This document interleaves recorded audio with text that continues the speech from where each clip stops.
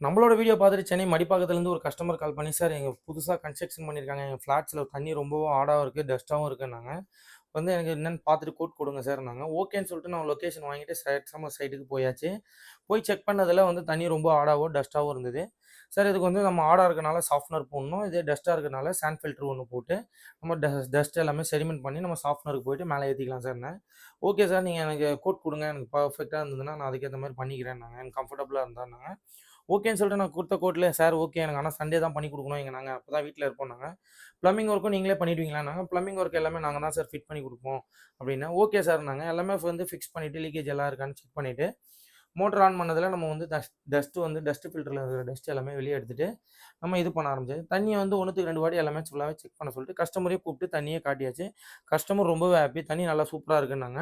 அதுக்கப்புறம் நம்மளும் ஒரு வாட்டி எல்லாமே ஃபுல்லாவே செக் பண்ணியாச்சு. கஸ்டமர் என்ன சொல்லியிருந்தாங்க, பிளம்பிங் ஒர்க் எல்லாமே பெர்ஃபெக்ட்டா பண்ணி குடுங்கன்னாங்க. அதே மாரி பெர்ஃபெக்ட்டா எல்லாமே பண்ணி குடுத்து கஸ்டமருக்கு டெமோ குடுத்தாச்சு. இந்த மாரி ப்ராடக்ட் உங்களுக்கு ஏதாவது தேவைப்பட்டுச்சுன்னா, கீழ இருக்க நம்பர